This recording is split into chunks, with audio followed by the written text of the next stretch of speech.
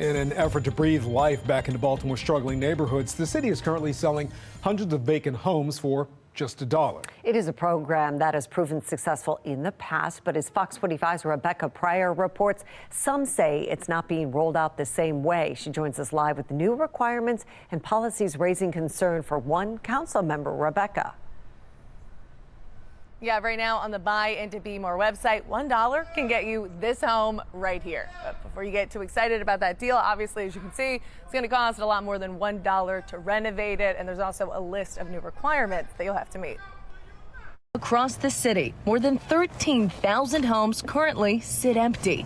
Boarded windows, shattered glass, and decaying structures. A common sight among Baltimore's many blocks of blight. A decades-old problem the Department of Housing is now hoping to solve with its new fixed pricing program, selling hundreds of city-owned vacants for just $1. But buyer beware, the city is only listing a fraction of its inventory. Most of the homes being offered, teardowns, some so hollow they have trees growing through them. Plus, the majority of properties aren't homes at all. They're abandoned lots with nothing but weeds. Still interested? If so, residents need at least $90,000 in the bank to qualify and will have to renovate the home within a year and live there for the next 5. This is absolutely not the same dollar house program as it was before. Councilwoman Odette Ramos concerned the program lacks some of the services and forethought as it did in the 1970s, which included low-interest renovation loans and revitalized whole communities, such as South Baltimore's Otterbein neighborhood,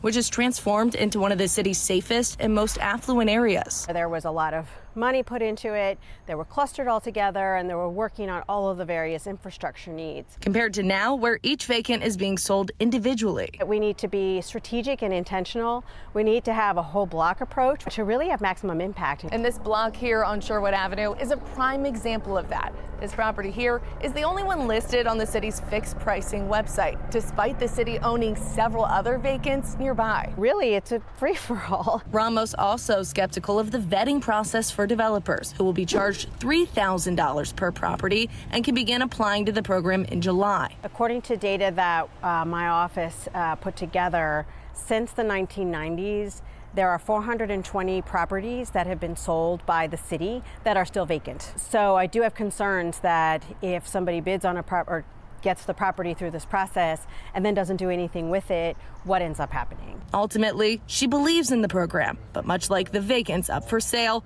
Ramos says heavy reconstruction is needed in order for it to be successful. The Department of Housing says in the first month, just 101 city residents have applied for this program, but they couldn't say how many of those have qualified or been approved.